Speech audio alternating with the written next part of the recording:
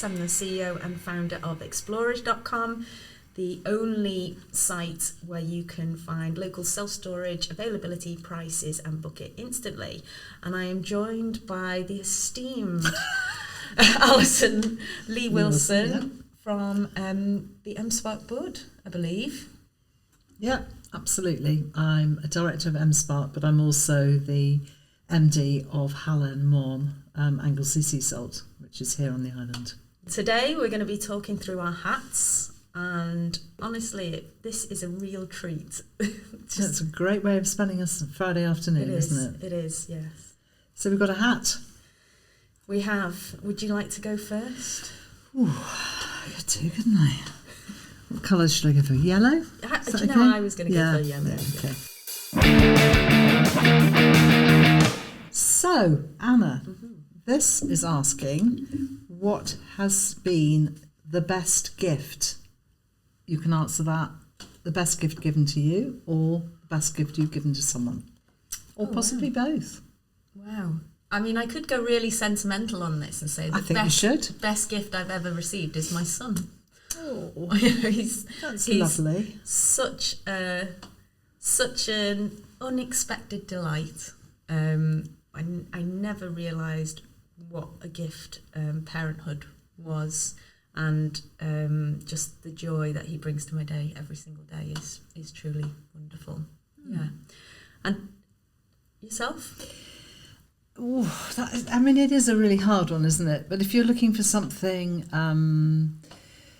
less lovely than your son, I would say a holiday that my husband booked me, which was to see owls in Serbia.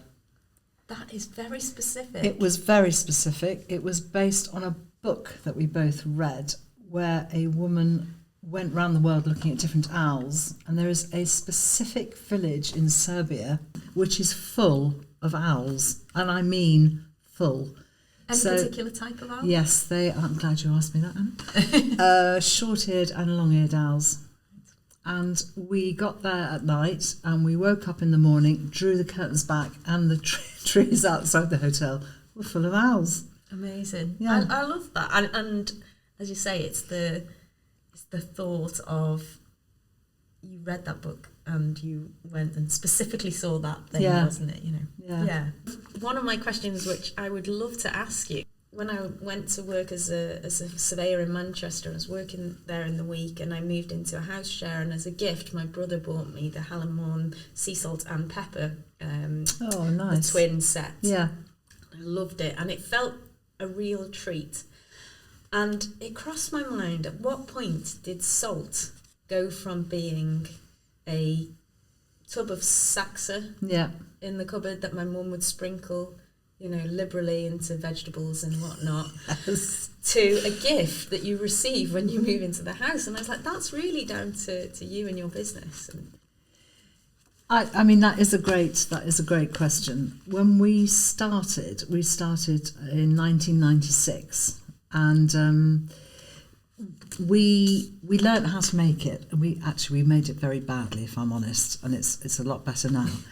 But we knew that because we were making it by hand, we couldn't charge 50 pence a kilo or whatever Saxa is. We had to elevate it somehow.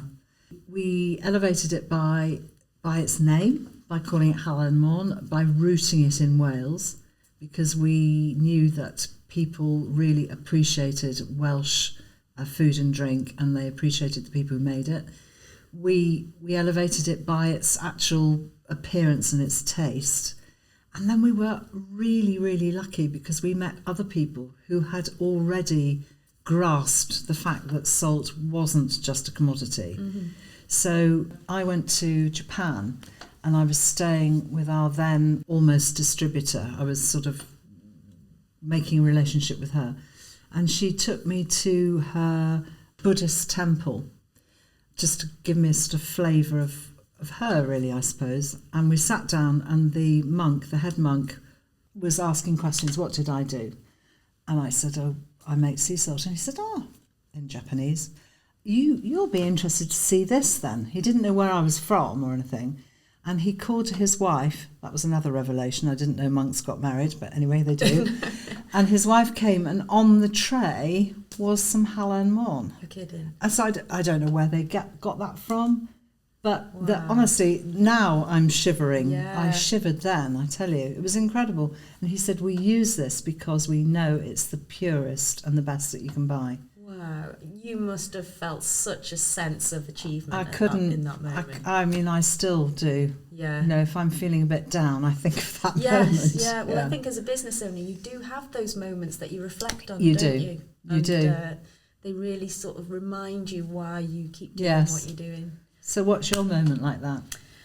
Honestly, it was quite recently. So I was at a pitching event in London. Okay. And I didn't realise it at the time, but I introduced myself to the keynote speaker, this lovely lady, incredibly experienced and knowledgeable. And I started explaining what the business did, and she just stopped me in my tracks before I'd even finished and said, "Where have you been?" I've had literally it felt like that.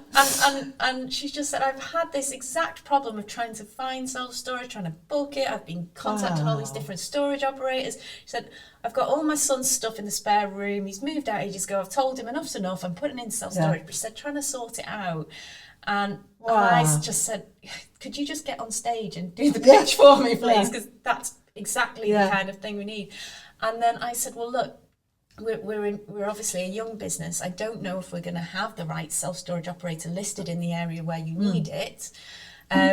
So I personally will take care of making sure we get this sorted for you." Fantastic. She didn't take me up on it, but 2 weeks later, she messaged me directly on LinkedIn and said, "Anna, book the self-storage." I knew that a reservation had gone through and I'd recognised the name, but I couldn't pick it up. And she said, "Booked it, excellent service, love it, I believe." And I was just Brilliant.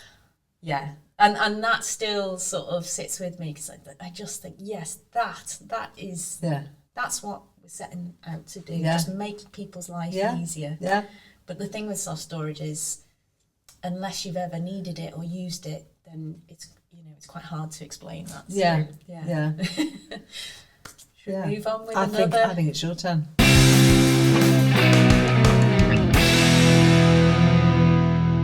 First impressions, ? Well, I'm going to interpret that as first impressions of my business and the way we project ourselves physically, online, in different media. And I'm going to pay tribute here to my daughter, who has come back from London to join the business. And she is the custodian of the brand Flame. And she is like a Rottweiler. She won't let anything go out that doesn't scream Halen Môn. Good. Although scream is the wrong word, it's got to just quietly hum Halen Môn. Yeah. We don't scream. Well, You don't need to. I do personally, but Into a cushion. yes. So that's how I would interpret that. What about you? Is that something that runs through your company? It is. I think honestly, and I can talk. I'll talk quite candidly about it. Being that in that startup phase, we're still finding out what that first impression needs to be. We know what it is in terms of our mission and our beliefs, and we just want to make life easy for people, and we do that by treating people as people first. Yeah. That's it, and that runs through everything we do. But how you actually communicate that in a way that also resonates with the customer expectation of what they're looking to you to provide is something that we're still figuring out, I guess. But, I've got a confession to make, in fact, as I was doing a bit of research on your business, and I've always admired Halen Môn, but it was always the brand that I thought about, and that's, as you say, it's something that's so powerful, and credit to Jess, is it your daughter? For communicating that. And it was only when I was really sort of really looking into it that I learned a bit more about your story, and I just fell in love with the business then as well, to be honest. Kind. But yeah, your brand is just solid, rock solid. So yeah, and the idea is that the brand will continue long after I've gone, and after Jess has gone as well, hopefully. Well, you've built I don't want her to go, I don't mean that. No, But yes, absolutely, yeah. for many years, yeah. But you say you're still learning, but you're learning bloody quickly, aren't you? Because Yes. you've already said to me, people don't know what they want self-storage for until they need it. Yeah. So you've already clocked that one, Oh, yeah. and you must know the way to offer the product, the service. Yes, I think it's such a sort of a fractional sector, if you like, a fractional market, because different customers use different types of self-storage in different regions. So you can imagine around here. Educate me. Well, around here you've got a lot of, say, holiday makers, second homeowners, retirees, car booters. I mean, gosh, the car boot sale in Mona's huge. It is, isn't it? You've got quite a lot of trades, small businesses, so they're the types of people using self-storage. You go to a city centre, however, and you might have more young professionals, you might have more students. So you've got quite a broad range of people using it for various different regions. And that's probably been our number one challenge as a business, is identifying that customer segment that we can speak to, and then how do you speak to them? And it's like you've got to be broad enough to speak to everybody, but at the same time, in terms of actual marketing and advertising, we need to start in a place. So that's but you're right. I mean, the rate at which we learn is just in startup land, every day counts, doesn't it? And if you're not learning, then you're doing something wrong. And I think you should always be learning, but learn fast. I was going to say the bad or good news is that you'll still be doing it when you're my age. And we're still learning how to talk to customers, because things change, don't they? Things move on. Yeah. We hosted a visit from a TikToker this week. Oh, yeah. I mean, if you'd asked me about that a year ago, I would have gone, what? TikTok's dancing chickens. But no, turns out it's not. It's Condiment Claire as well. Is that her name? Yeah, and she's got a following of, 1 million people. And has the video gone live? It has. She's done a series, and they've had like 500,000 views each thing, which is unbelievable. I mean, I could go off on a whole tangent about it was in fact, when I was doing some research on the business, I was listening to a lecture that you and David gave that's a while in 2011. Yes, that's right. And I loved hearing about the different sort of PR stunts. They were stunts. They were in those days. We had to be a bit more stunty. Yeah, yeah. I'll be quite frank. I thought Alison is obviously very professional, conducts herself very professionally. When I met you at the Fair trouble Work, is I didn't know I was being filmed. I'm wearing an Irish fisherman's jumper. I wouldn't sort of think that wasn't. Okay. But also that you're very careful with your words. That you're a businesswoman at the end of the day. And then when I heard that lecture and that you dressed up in a lobster suit and stood outside 10 Downing Street, I thought there's obviously more behind the surface here. So yeah, I'd love to hear more about that. That was to do with foot and mouth. When we and a lot of other small businesses, probably before you were born, were right up against the wall. No, I was looking for a university at the time. Were you? Yeah, I remember seeing did they call them pyres rather than fires? But up and down the country, it was horrible. Yeah. So we were in our house waiting for news, because it was just wiping through all the farms that we knew. We had children living with us whose farms were being decimated so that they didn't have to see what was going on. Anyway, the bank decided that they would foreclose because we had absolutely no income from any source whatsoever.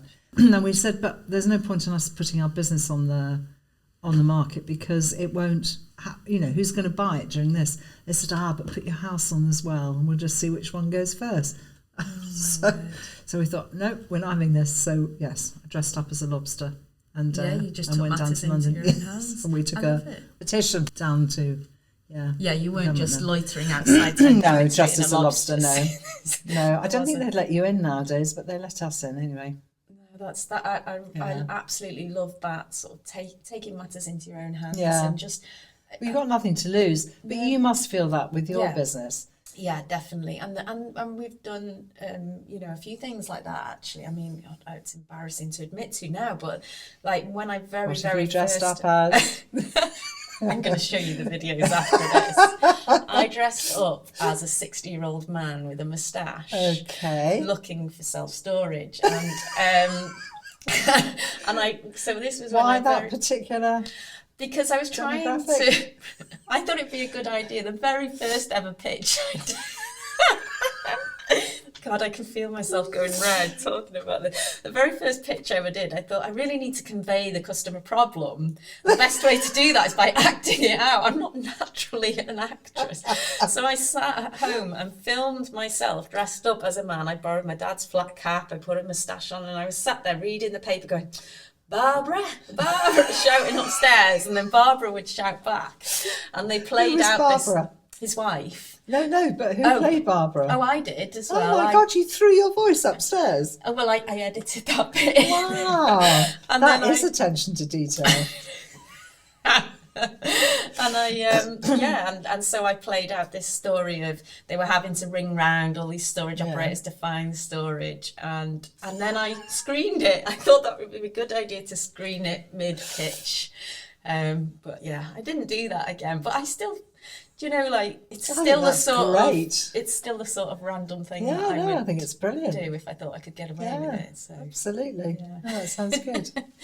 We also did something called a film was shot about us doing it. It's called Fish Story. If you want to Google that, that's definitely worth a watch.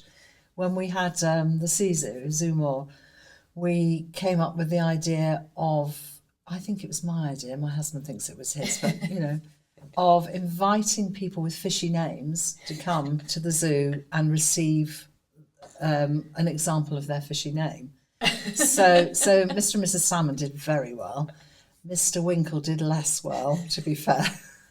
And we had Michael Fish there to present them. And he turned up? He did turn up, but in the film Fish Story, he denies all knowledge of it. And then we've got photographic evidence. It's just so funny. He said, no, never went there. No, why would I have done that?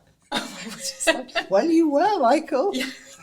There's no disputing it. Yes, yeah. That's brilliant. I love that. Yeah, it was fun. Okay, let's go for a blue.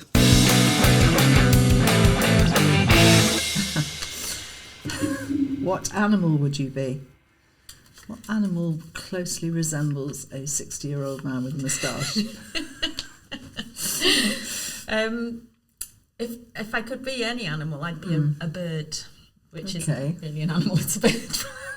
No, that's all right. We'll let you do that. You let me. Yeah. I just what sort of bird?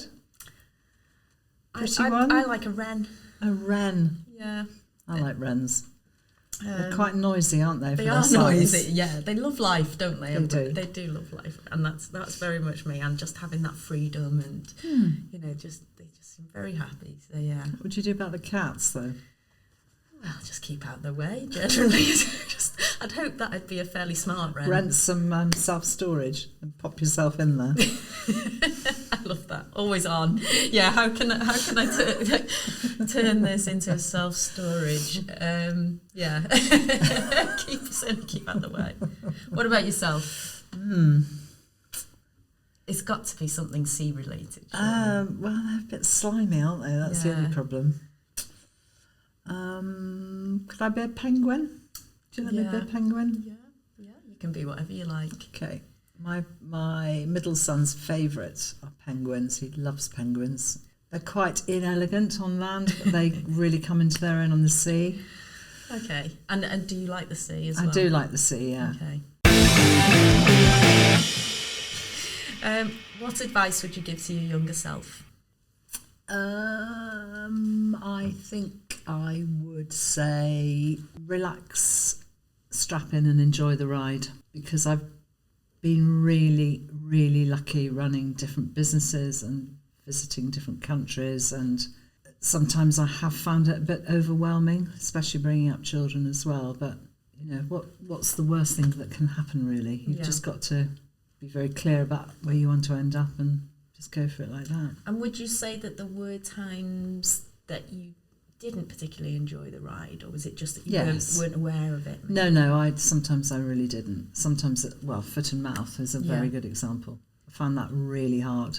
And people would say things like, helpfully like, oh, whatever doesn't kill you makes you stronger. And well, yes, but it's actually not making me stronger at the moment. I feel like just crying all the time. Yeah. So, It's how you get through that. Yeah, and understanding that, that is actually quite natural as well. Yes, yeah. I think that's something that I find I'm getting somewhat better at. It is, I might feel a certain way, and then I'll beat myself up about feeling that way. Exactly. Get a grip. Yes. Yeah. But sometimes you just have to go with it, don't you? Yeah, and just say, okay, well, that's how it is, and you kind of get over it a bit quicker as well. You don't do. You? Absolutely. So what about you? What's your advice? I think the advice I'd give to my younger self, and interestingly, it wouldn't be my younger self up to about the age of, say, 18. Okay. Because I think I was pretty much myself at that younger age. 18 to maybe early mid-30s, I'd say just be yourself. Don't feel like you have to be anything else in order to get on in life. You can be confident in just being yourself. So do you think that's to do with social media and stuff like that, which I didn't have when I was 18 to 30? Not the so people you were much. I hanging think out I was a with? bit of a generation sort of behind that, because Facebook only just started getting popular in my last year of university. Okay. I know that the people that I hung out with and I would say I've always had like a very close, if I have friends, they're very close friends, if that makes sense. Yes. So I've never really been susceptible to peer pressure No, or anything no. like that. But it's more just, I think, I suppose my career was in construction and property. It's a very male-dominated environment. It's very much hierarchical. Yeah. I could see that a lot of people around me came from perhaps more privileged backgrounds than I'd come from, and I always felt that imposter syndrome quite harshly. Still do to an extent. No. Show me a woman who doesn't. Well, yeah, quite. Apart from Liz Truss, possibly. She could maybe do with a bit of it. A bit of humility.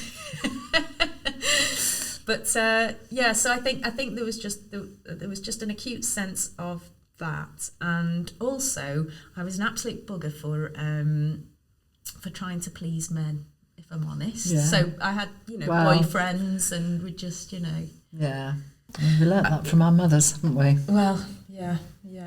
In terms of the advice to your younger self, quite specifically, I'd be interested in sort of the first couple of years after you started. The first one we ever did was we were growing oysters. Right, okay. And we used to sell them locally and also away. And then that grew into a fish and game wholesaling business. Right. So, yeah. That was the first enterprise. Yeah. So a couple of years into that, obviously any business, those first few years are the most tricky, arguably. I mean, you could tell me I'm still in the first few years. What advice would you have given yourself then? So you're in the thick of it. I think to lay the systems down that you need and to be very clear about your values. Okay. Because with the Sisu, we did have very clearly stated values. With the seafood, we didn't really. We were just buying local stuff, putting on a margin and selling it. Right. But with the salt, we're very clear about what we will and won't do, clear about the ethics, we're clear about the way we run the company. And I think if you can do that at the very beginning, it's an awful lot easier. Okay, yeah, it feels to a bit like a scale it compass. Yes, it's exactly else. that. So if you need any certifications or anything, if you can get those in the early days and use those to guide you as well, I think that's really useful. Well, that's something that you've been incredible at, isn't it, as a company? Well, because we're so small, we've had to, when we want to play with the big boys, we have to have those. Yeah. So we've made that a deliberate objective, really, to get as many of those relevant ones under our belts, because they're useful. Yeah, absolutely.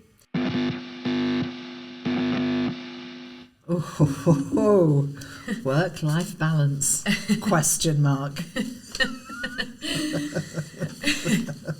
Well, is there one? I think the thing when you're a founder is the boundaries are very blurred as to what is work and what is life. And actually, if you love what you're doing as well, it's hard to see it as work, isn't it? Yeah. So, but yeah, I think in terms of that conventional work-life balance of family time, personal time, perhaps actual work, when I'm with my son, I try and just keep the phone at arm's length unless it specifically rings, in which case I know it's something that I really need to answer, and just be present, basically. And do simple things together that that he enjoys. Cooking, he loves cooking. He's 3.5, and he loves cooking, and I think the more you can empower them, the better. And then personal, I mean, that's more of a challenge, I think, because if I'm not giving myself to the business, I'm giving it to my son or to my family, my parents. They won't thank me for saying this, but they're in their 80s, so I try and support them as much, and equally they're great support to me. But so I don't carve out a lot of time for myself. There's not really much left to carve, but the thing that keeps me sane is I'll try and do maybe like 10 minutes of yoga and 10 minutes of meditation each morning. I'll get up a bit earlier than my little boy, and I'll just tell myself I'm doing this for myself. Even though it feels hard, I'm doing this for myself, and that helps. That's great. Yeah. What about yourself? Well, I mean, it is very interesting when you work in a family business with your family. Yes. Those lines get even more blurred. Yeah. And my husband is now virtually retired, so he'll come in, and he likes to call it keeping an eye. I like to call it meddling. Come in and do bits, and then he'll go away again. But we used to be able to lie in bed and talk about staff appraisals and things like that, because that was the time you had when you were feeling comfortable, and you could set that time aside. I can't do that anymore. No. And that's so it's good in a way, because I am having to take more of a break from work, but it's bad also in a way because I've lost that sort of connection, really. Yes, yeah, I can understand that, actually, because my partner's building his business as well, and quite often it'll be 11 o'clock in the night. We'll have sat there, we'll finally have both finished doing something, and we might have a glass of wine or something, and it's like, so how was your day? Yeah. And at that point we're catching up and we're talking about work, as you say. But it might be the only time you've got to discuss that's anything, exactly isn't it? So when it's a family business as well. And I mean, particularly when you had your children younger, how was that juggling work life with having 3 children? Well, I suppose they've been very kind about it. They've said that they enjoyed their upbringing, but basically they were brought up doing whatever I was doing. So when we had the Sisu, they would go and feed the fish. They would always help a lot. Yeah. But somebody pointed out to me the other day that that's actually the definition of slavery, isn't it? Modern day slavery. You've got your children aged 8, Yeah, but I think ask any farming family, Well, yes. Because that's it. My partner's business is farming potatoes and supplying chips and potatoes to restaurants and whatnot. Right. And so there's photos of me when Edwin was a week old, 2 weeks old, maybe, with him strapped in a sling on my chest, I'm grading potatoes. And actually, that was a great age because I knew where he was when he was in the sling.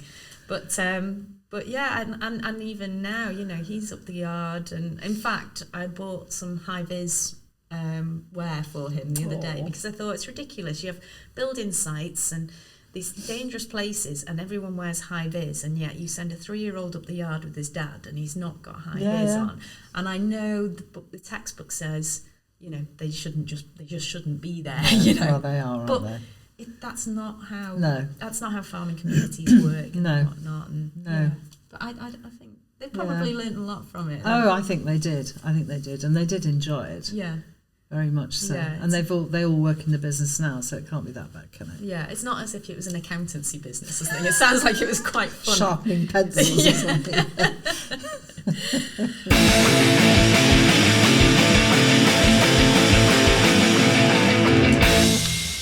What was your hardest, or what is your hardest day at work? I think the hardest day for me is it's never the actual work. It's the I'm trying to think. It's managing things, or balancing things. Managing. I'm learning a lot. I have learned a lot, and that's that interpersonal side of it has been at times challenging, but not. Again, I just always bring it back to, if I was in their shoes, how would I want this to go? And we just talk about saying things. That when I met you before. Yeah. So that always gives me, as you were saying before about a bit of a compass, that gives me that confidence. I think, honestly, I get really angsty about movements in the market or competition in the market that I'm constantly aware then that we're not moving quick enough. Right. So if a bad day for me would be seeing some other development, and then I'm mindful that we need to be moving quicker on something else, and then sort of really just beating myself up about it, which is daft. And I heard a quote somewhere that, in fact, it was an Oprah Winfrey quote. I don't often quote Oprah Winfrey, but I heard it, and she was just like, "Don't waste energy looking over your shoulder or worrying about what competition is doing. That's just very good do advice, your best, isn't it? Yeah. And up your game constantly." And that's what I try and remind myself. Anyway. Yeah. What about yourself? I think it would have to be things like having to make jobs redundant. We've had two lots of people stealing from us, and that was just horrible. I imagine it's quite hard not to take that personally when you're a small business. I still am taking it personally, yes. Yeah, very much so. Because you, as you've said, you have to trust people, and you have to treat people as you wish to be treated, and then basically to have that happen is really very unpleasant. Yeah, no, that's not good. The first person I made redundant, I was just sitting in floods of tears. This was during foot and mouth. And she leapt forward and she burst into tears. She said, "It's all right, I understand." We just had a hug. Yeah. And then off she went. But it was awful. Yeah. Awful. Yeah, no, that's not pleasant. No. I've had one such similar experience so far, and it was awful. And to make matters worse, I also had to have my dog put down on the same day. No. And do you know what? That was one day where it got to about 3:00, and I just thought, that's it. I'm just going home and having a cup of tea, and it was it wasn't good. It wasn't pleasant, but there we go. These things come with business, don't they? They do, and sadly they don't get any easier. And if they do, you're losing your humanity, I think. Yes, yeah. I think that's the sad message there. Shall we hope that this is a cheerful one? Please.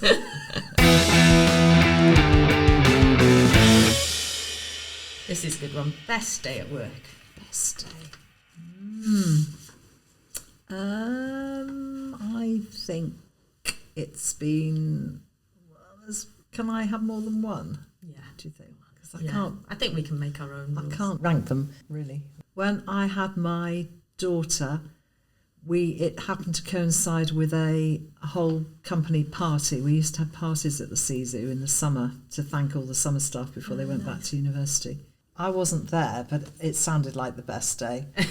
And my husband bought this massive bottle of champagne and opened it at the party to toast us.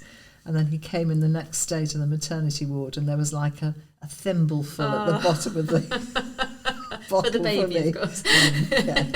So that was a good day.